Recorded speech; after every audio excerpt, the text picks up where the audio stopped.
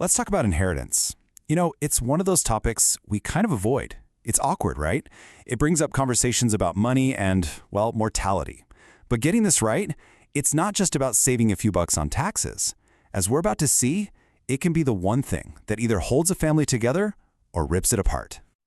And this quote, wow, this is from Thorsten, one of the people we're going to meet. It just cuts right to the bone, doesn't it? This is what happens when inheritance goes horribly wrong. It's not about the money you lose, it's about the family you lose along with it. So, let's start with a bit of a cautionary tale. We're going to head to northern Germany to meet a family whose story is a perfect example of what happens when there's no clear plan and things spiral into a really bitter dispute. Okay, so here's the setup. At the heart of it all is this big 2.7-hectare property. It's the family home, the one their parents built from the ground up. You've got 3 siblings, Thorsten, Annika, and Volker. And their problem? It sounds simple, but it's deep. Thorsten has all these memories. He wants to keep the house, maybe even expand it. But his siblings, they don't feel that connection. They just want the cash. They want to sell and move on. The result? They're not even talking anymore. So where did it all go wrong? Well, the seed of the problem was planted in a very common legal document their parents used, called a Berlin Testament. Now, it's a pretty standard thing for couples to do. It just makes sure that when one parent passes away, the other one gets everything first. The problem was, their will was just too vague. It said the kids would inherit down the road, but it totally left out the most important part, how they should split up the property. And that one little omission left the door wide open for a massive family fight. See, when a will is fuzzy like that, or if you don't have one at all, the law has to step in. And it does that with a really rigid system called legal succession. It's like a strict pecking order. First up, kids and grandkids. They get everything. If there aren't any, it goes to the next level, parents and siblings, and so on.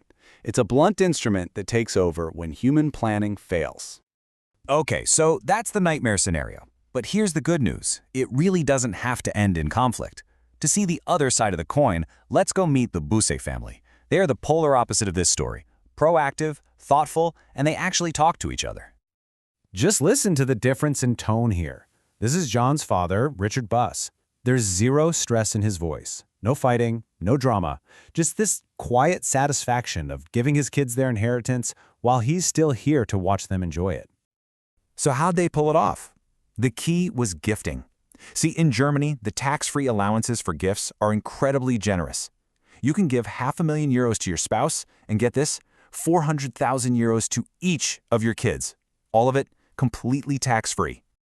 And here's the real game changer. This isn't just a one-shot deal. That 400,000 euro allowance, the clock on it resets every 10 years. So if you plan ahead, you can pass on millions of euros over time and not pay a single cent in taxes. It's an amazing tool. Okay, let's look at the actual numbers for the Busse family. They had about €1,000,000 in assets. They gave each of their 3 kids assets worth around 450,000 euros. Now, you might be thinking, hang on, that's over the $400,000 limit. But here's the trick. That limit is per parent. So mom can give 400,000 euros and dad can give 400,000 euros. That's a combined 800,000 euros tax-free for each child. So they were comfortably under the limit. Their final tax bill? A big fat 0. But the Busse family's plan was more than just good tax math.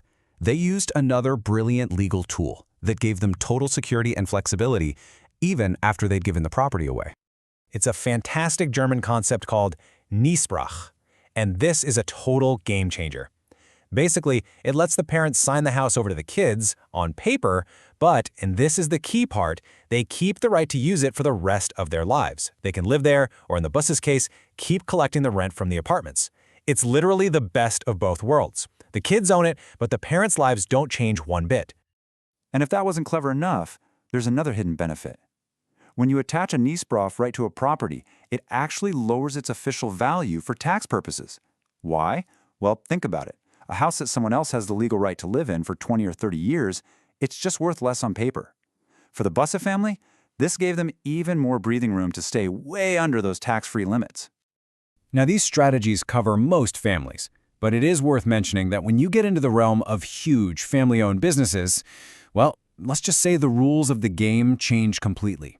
There are loopholes that can make the entire tax bill just disappear. Just look at the effect of this. In 2023, the potential inheritance tax owed by these huge family businesses was 2.1 times billion euros. The amount they actually paid, just 6.3 million. That's a tax break of 99.7%. The system is just different at that level. But okay, let's come back from the world of billionaires to Thorsten's family and see the painful final chapter of their much smaller but just as devastating family conflict. So, with everyone at a total impasse, Thorsten's sister pulled the trigger on the nuclear option. It's called a Teilungsversteigerung, or a partition auction. This is what you do when you just can't agree. Anyone in the inheritance group can force a public sale of the property. The big problem? These forced options almost never get you what the property is actually worth. And the result for them was just crushing. After the court sent an appraiser, the final official value for the entire 2.7-hectare estate, the house, the land, everything, was valued at a shockingly low 120,000 euros. It was a fraction of what they all thought it was worth. Based on this rock-bottom number, Thorsten made an offer to buy his siblings out. We're talking less than 40,000 euros each. But they refused. So after years of fighting, all the lawyer fees, all the emotional damage, they are left with absolutely nothing. The house is in limbo, and so is their family. I mean, when you put these two stories side by side, the difference is just staggering, isn't it? On one hand, you have years of fighting, financial loss, emotional pain, and total uncertainty. And on the other, open talks, a smooth tax-free handover, family harmony, and security for everyone. It's just night and day. In the end, this is Thorsten's heartbreaking takeaway from the whole mess. He says inheriting just wasn't worth it. The stress and the paperwork just sucked any joy or value right out of it. And then you contrast that with what Jan's sister from the Bussi family says. Just pure gratitude. She appreciates the security and the peace of mind that came from her parents' careful planning. It was never just about the money. It was about feeling secure and taken care of. Which really brings us to the ultimate question, doesn't it? When you strip away all the legal jargon and the property values, what is an inheritance really worth? Is it just the number on a piece of paper? Or is it something much, much more? Because here's the bottom line. The real inheritance, it isn't the house or the stock portfolio. It's peace of mind. And proactive planning, having these conversations early, it's not just a smart financial strategy.